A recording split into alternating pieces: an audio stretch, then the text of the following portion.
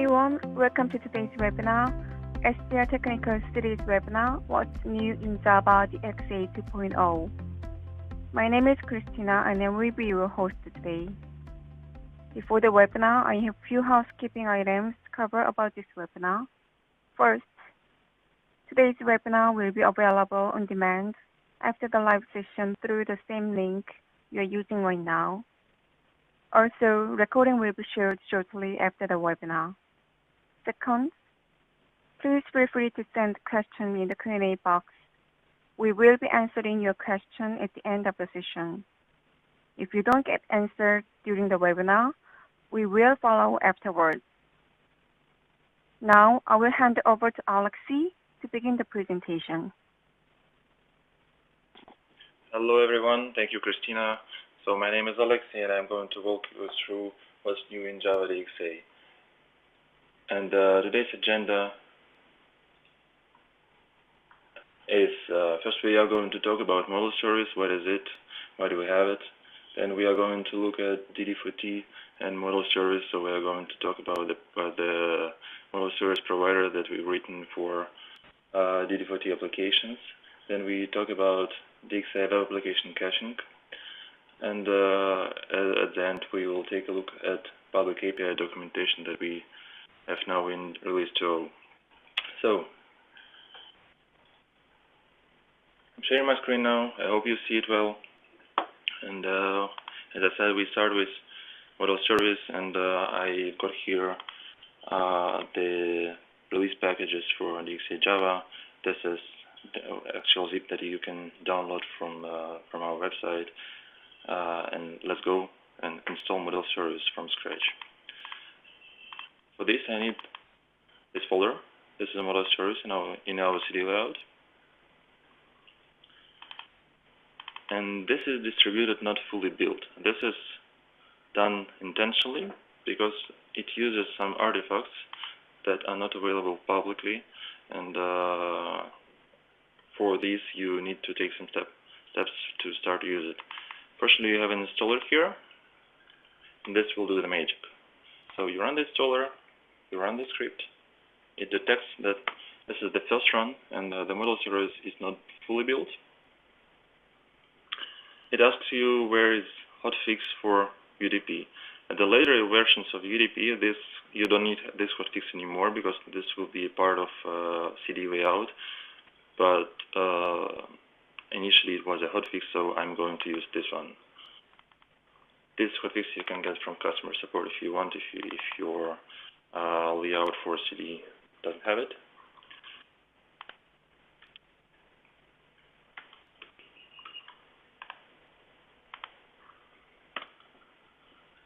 So it finishes the build for model service. Then it starts to ask you about all the properties. Do I want to install model service to run it? No, I don't want it. What port I use? So all the questions, and it's interesting here that you see that we have a default value, which is already set. This happened because I have environmental variable set. So if you have it, then model service will detect it and it will put it as a default value. So I agree with all defaults.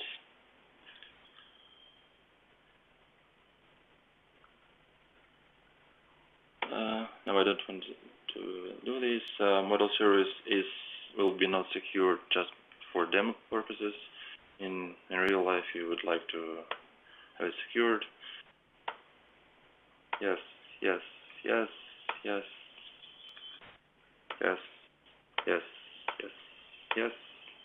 Okay, build successful. So model service is built, and you can see now that we've got two additional folders. It's bin and lib, which was not here, and also a few artifacts copied to model service itself. So let's go and run.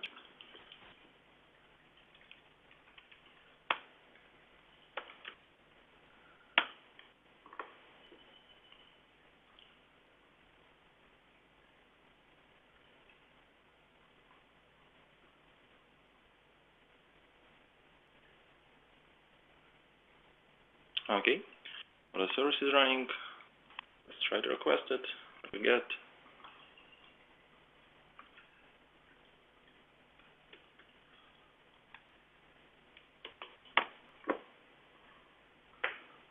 Okay, and we got JSON, so it's running. It has some properties that you may want to change, and they are all in DXA properties file. They all commented, so it's easy to understand what's there. Later, if, for example, you want to change something in model server configuration, you simply run installer again, and it will change configurations on the same model service. It will not build it again from the hotfix because it will detect that it's already fully built. If you have something custom, which I remind you from the first day, we said that you, of course, can touch it and can modify model service, but you're not supposed to. So if you don't have anything custom, it's totally safe to run installer again and change configuration completely. Okay, this was it about model service. I will keep it running and proceed to the next step. This is DD4T and model service provider. Let's create a sample DD4T application. I do this using the archetype.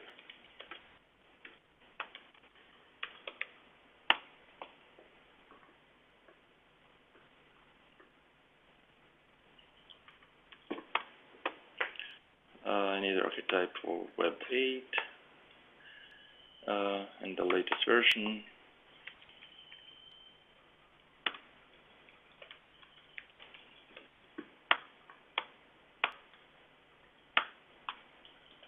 Okay, so we've got DD4T application here. Let's open it in IDE.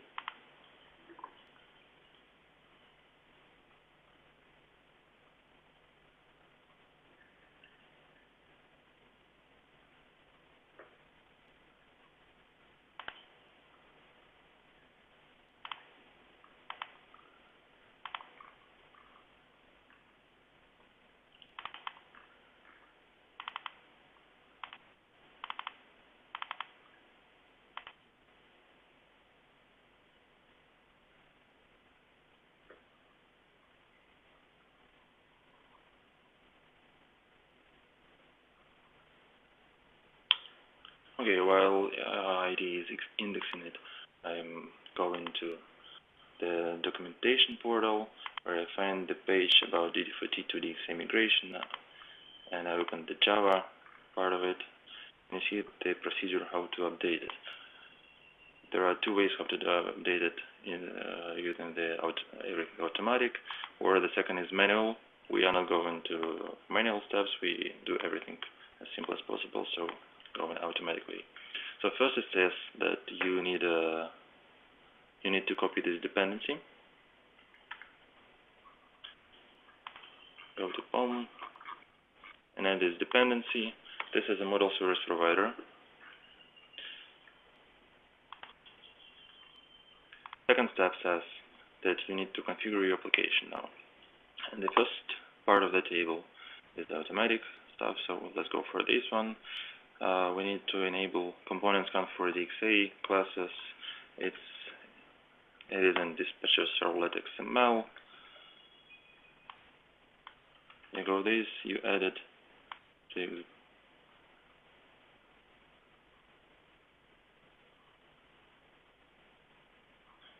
to existing here.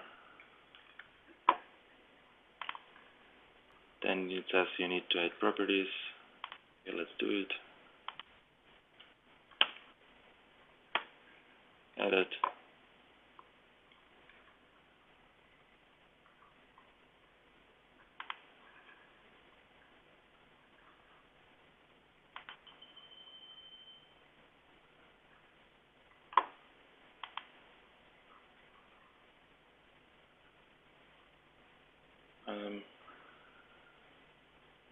Something is wrong with my internet connection because my screen is hanged. I cannot do anything, and I see you don't see it.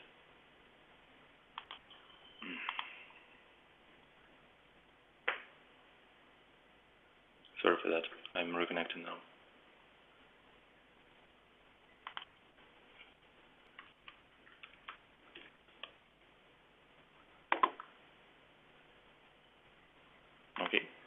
back here. Let's follow the procedure again. It says then you need to enable the Spring profile to make the artifact working. This and done in web.xml, right? You add this parameter here. It's all done. Then we need to set discovery here.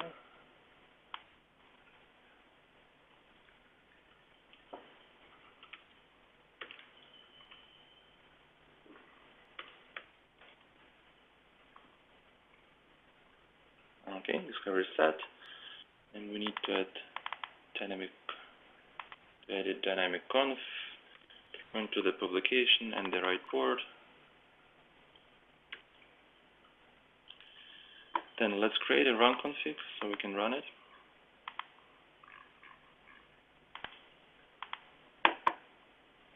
I leave all defaults. I add the build logic here.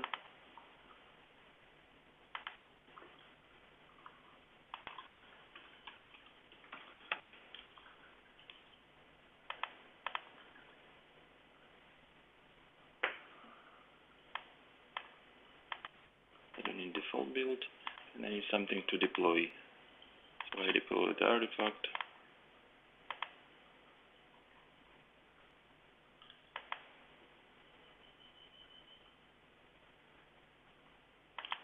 Okay.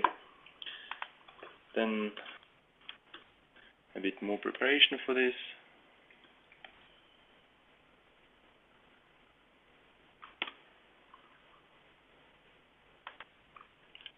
This is the page provider that we will talk to the model service now. And the final step, before I show you something,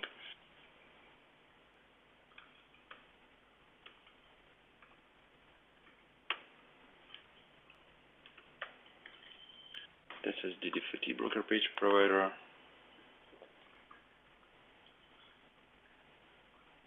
And I need baseline. Okay, let's finally see something. I'm building the application.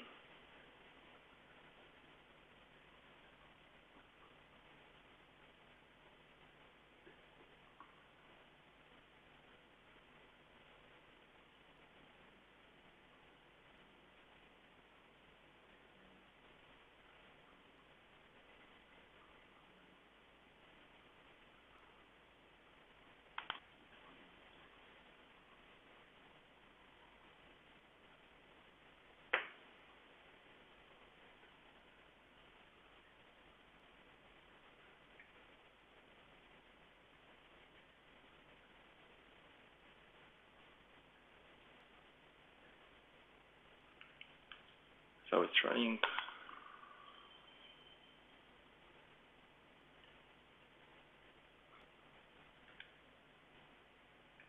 And let the page open. Page is opening.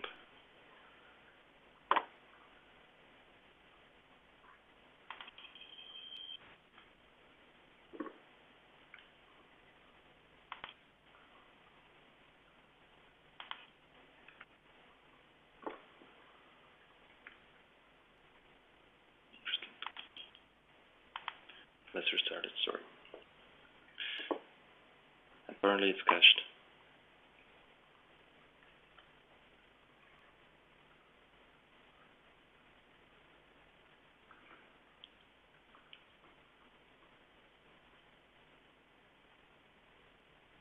Yeah, it's definitely cached. We came once to provider and ignored this fact. I will not to do this now.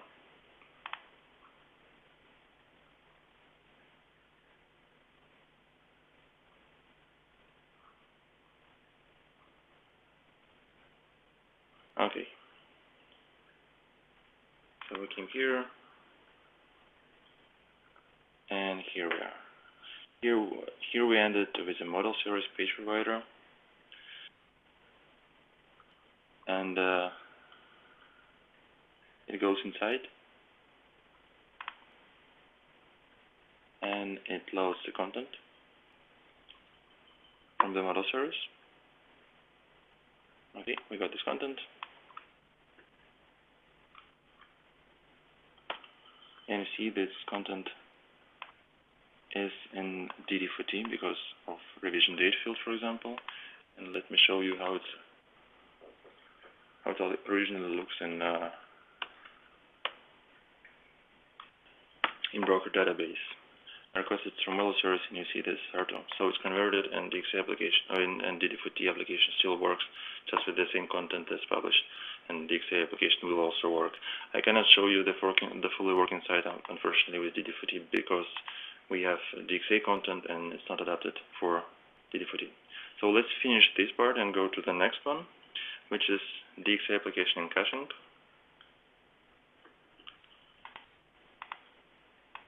For this, I'm going to do almost the same.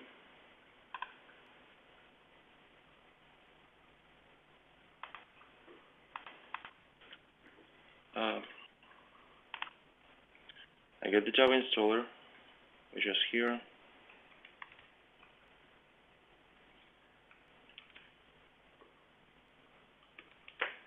And I simply run a script the same way I did for model service. It asks me a lot of questions.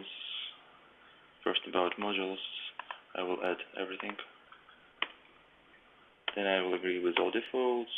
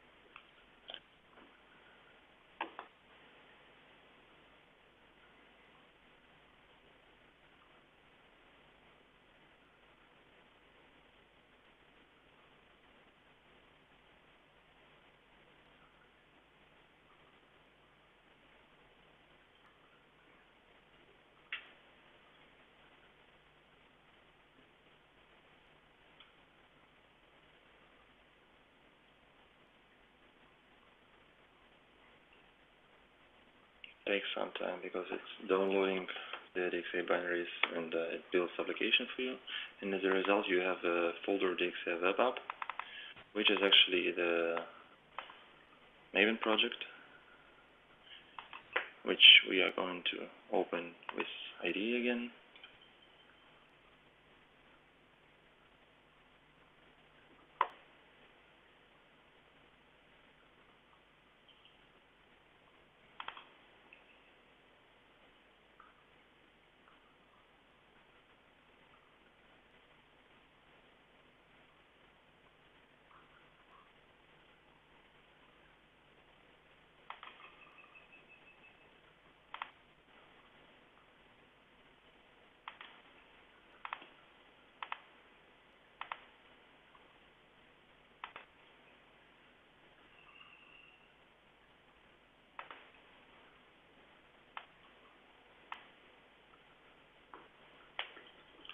Okay, here you got the DXA application. Let's create a build config for this, the same way we did for DD4T. Then I can show you what happens with caching and all that other stuff. So Maven build.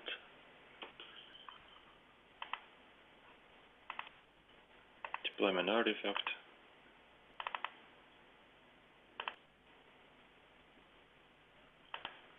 Done. Then we can see that in the application we have resources and we have a lot of different properties here. One property file for each module that we imported and the general DXA properties file with all the basic properties of the framework, which are now documented. And you have different sections with different types of properties, so you can figure out what it is for just looking at the properties file. We also have the CD client conf, of course, which all the values set already. These values came from installer, and the important here is cache enable true.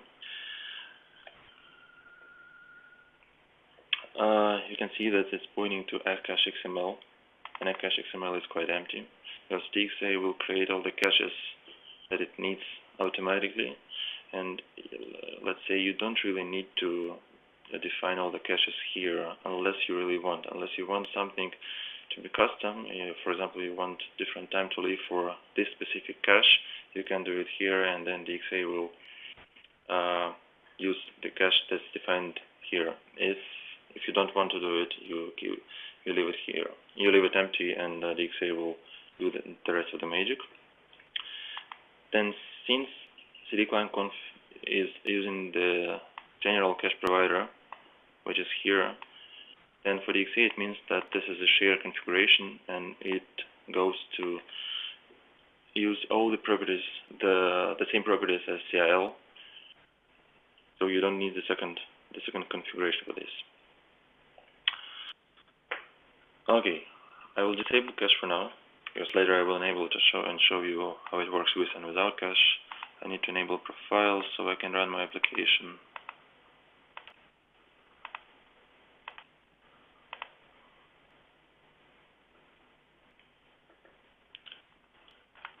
Then, as you already noticed, I like to show something with breakpoints.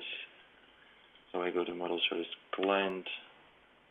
This is a client that goes to model service, and I put a breakpoint just here to show you how caching works for model service.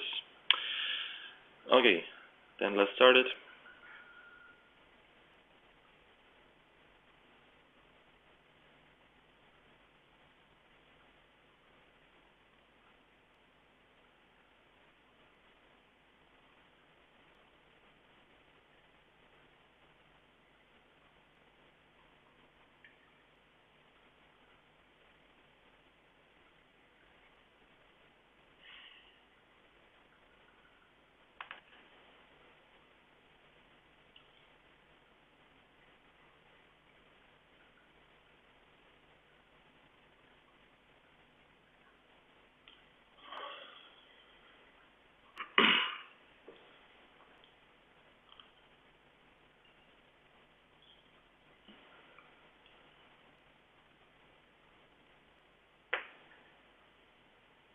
And we start getting requests. You remember the cache is enabled. I will refresh the page a few times,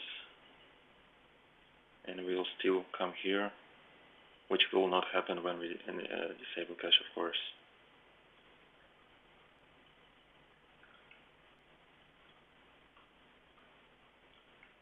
So we get the DXA website. Refresh the page. We still come here. Okay, let's stop playing with this. Let's enable caching again and prove that CD client conf property actually disables and enables DXA caching as well.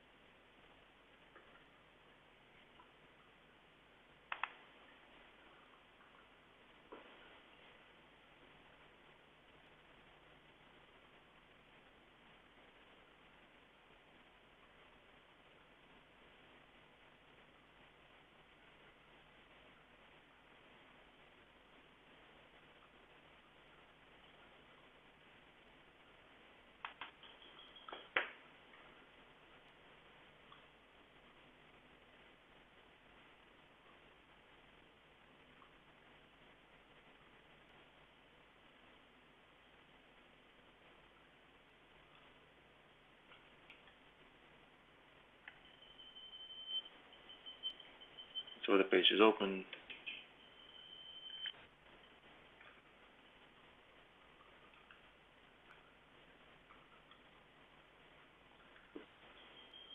Okay, now we refresh it, and it doesn't come to ID anymore. Then, few words about the DXA properties. As I already said, You have all the properties here are listed with all these descriptions available. You have cache management section where you can see the DXA caching configuration. Point in the file is commented out now because it's using the shared configuration with CIL. But in case your CIL uses Redis or something not compatible with DXA, you will uncomment this, and then DXA will use this property. It's all documented. Then you can disable caches one by one. So if, for example, you don't need all the layers of caching, you can disable just one of it. Let's say for model service we disable it, and then all the rest is cached, but model service requests are not. Look around at these properties, you will find a lot of interesting stuff here. So that's probably it about the caching. And the final part that I want to mention is DXA public API documentation. This is a Java doc. We also have this in .NET. And in .NET it's implemented differently, of course, but the idea generally is the same. This is a partial documentation that consists of all the classes and methods that we support and we don't break. So this is a public API. All the rest that's not mentioned here is not a part of public API, and it may be changed, and we may break compatibility there. But all the important stuff that you need is all here. That's basically it that I wanted to show. Thank you for listening to me.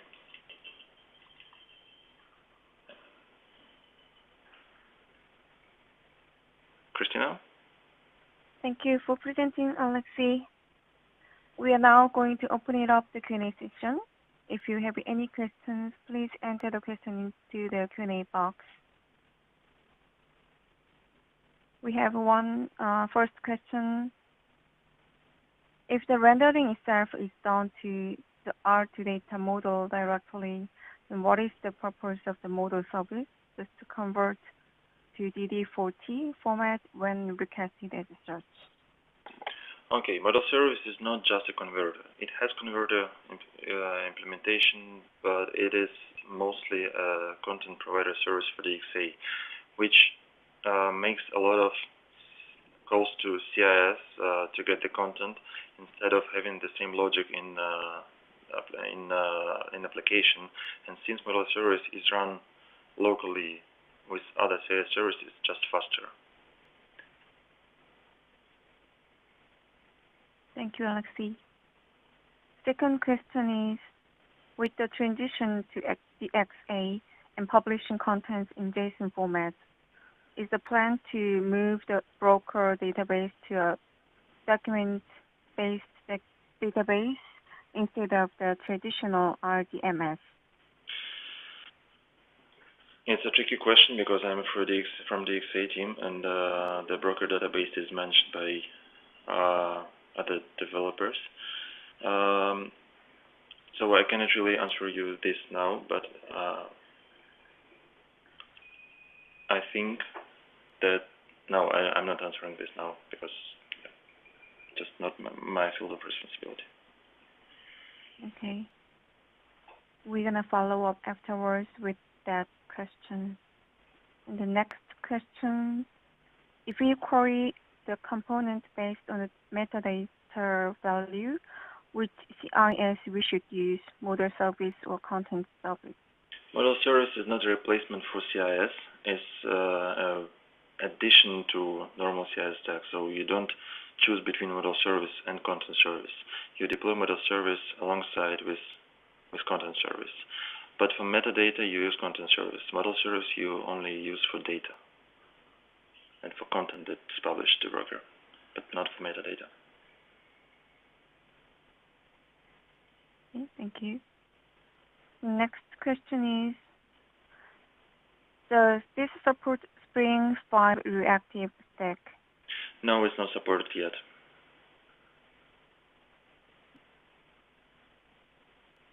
And next question is, can the broker database be a document in an SQL database? This is again the same question that I'm not ready to answer yet, because this basically repeats the previous question that I didn't answer.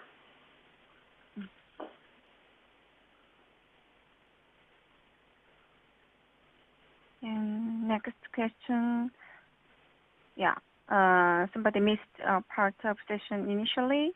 Is there any way to watch this session later? Yes, we have. The recording will be shared shortly, and as I said earlier, this is on demand, so you can watch this webinar with the same link afterwards. Okay. Is it possible to use the model service to fetch custom data, or is it just designed to return page model only? It's designed to return page models and DCPs and component presentations with a given template ID. Also, model service has dynamic navigation option, which is available somewhere in our documentation, and it's mentioned in what's new in DXA 2 release. You see that dynamic and on-demand navigation is added to model service. Okay. Next question. We would like to expose a component model with all linked components using model service. Is it possible?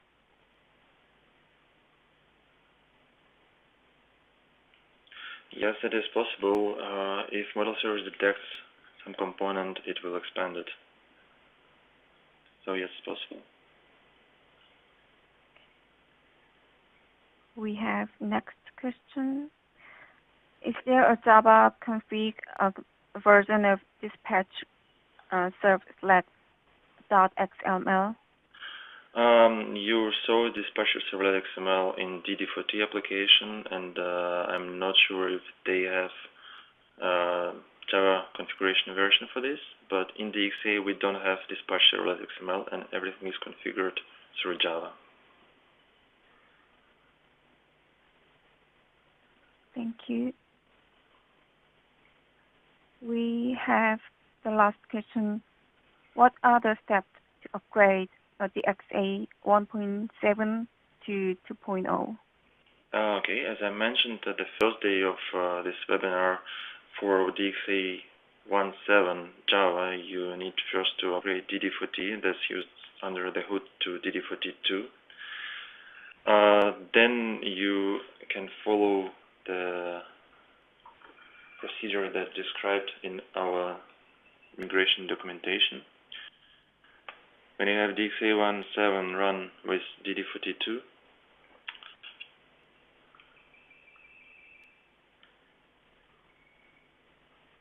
then you drop the model service provider to it. You install model service, you start using model service, and then you update the references to use DXA 2.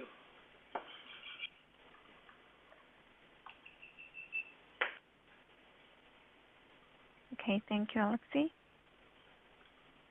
Yeah, these are all the questions from today. So thank you, Alexei, for presenting today, and thank you to everyone for attending today's webinar. We have one more question, so we're gonna answering that question. Okay. If I would like to get the component JSON response by component ID, how should we call CIS model service? Okay, I will show you this in point. Let's get any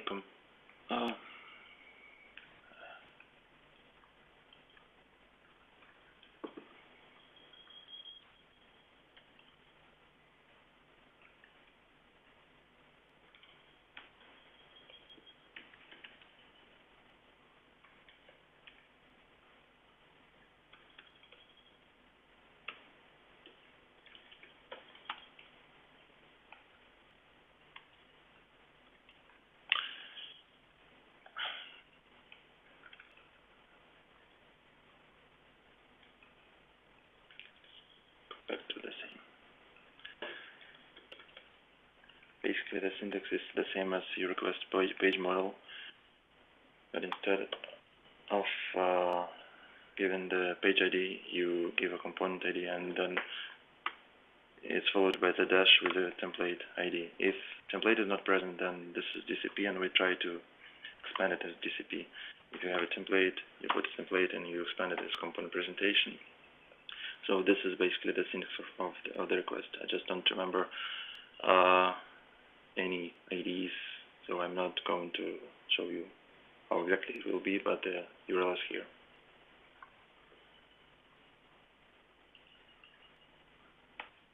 Okay. We have next question. What is the model service endpoint to request entity model by its publication ID, similar to a page model, TCM, but with entity model, TCM? There is no paper or documentation. This is the same what I just answered.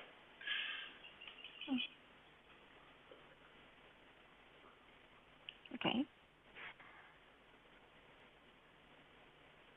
Yeah, again, these are all the questions from today. So thank you, Alex, again for the presenting today. Thank you to everyone for attending today's webinar. If you have any other questions, please contact our speaker directly. You will be soon receiving email with the recording webinar, and we hope it is useful and informative to you. Have a great rest of the day. Thank you.